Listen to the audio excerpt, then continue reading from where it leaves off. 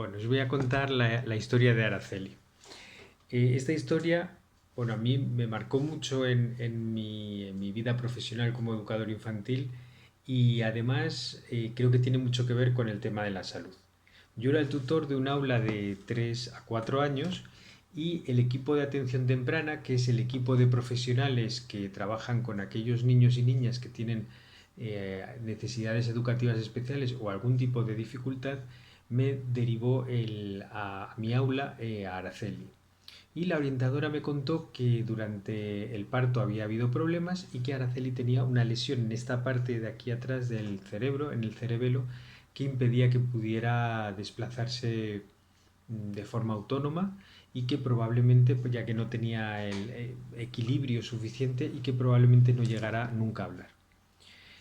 Con esta idea de Araceli, yo hablé con la familia y la familia me dijo que sentían que no habían podido atender a Araceli lo suficiente porque era la pequeña de 4 hermanos y estaban muy atareadas atendiendo a los hermanos más mayores. Tenían mala conciencia. También me dijeron que Araceli era una niña muy testaruda, que conseguía siempre lo que quería y que bueno, pues que tenía muy claro cuáles eran los objetivos y cuáles eran las metas en su vida. Con esta idea nosotros nos preparamos para hacer el periodo de adaptación y lo primero que hicimos fue preparar el aula. Y en el aula retiramos todos aquellos elementos que pudieran dificultar el desplazamiento de Araceli. Pusimos barras laterales o barras por las paredes para que pudiera sujetarse y le proporcionamos un andador, ¿no? Con el andador podía sujetarse y más o menos se desplazaba muy lentamente por donde quería. Cuando llegó Araceli el primer día a la escuela, yo la invité a pasar y le dije que si quería que le ayudara a llevarla a la colchoneta donde íbamos a hacer la primera asamblea de la mañana. Araceli me miró muy enfadada. Y yo pensé, bueno, pues será que no quiere que le ayude. Y efectivamente Araceli se bajó del andador y fue gateando poquito a poco hasta la alfombra de la asamblea. Tan solo pidió ayuda a sus compañeras para que le hicieran un hueco.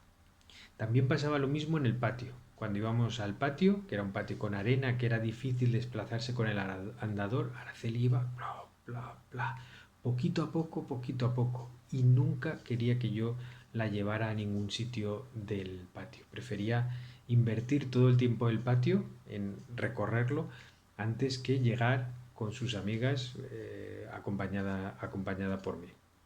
Es decir, prefería ir ella sola. No quería que la lleváramos ningún educador ni ninguna educadora. Cuando ya empezó a darse cuenta que prefería estar más tiempo jugando, ya sí que nos pedía ayuda, ¿no? Nos señalaba y nos invitaba a que la lleváramos más rápido. Araceli nos dimos cuenta que era una niña que era muy popular, era muy querida entre los niños y niñas, a pesar de que no hablaba, era capaz de comunicarse con ellas, con sonidos, con gestos, y además todos los niños estaban fascinados con su andador, todos querían jugar con el andador, y ella era la que iba decidiendo quién jugaba en cada uno de los momentos. Araceli básicamente era una niña que conseguía todos los objetivos que quería.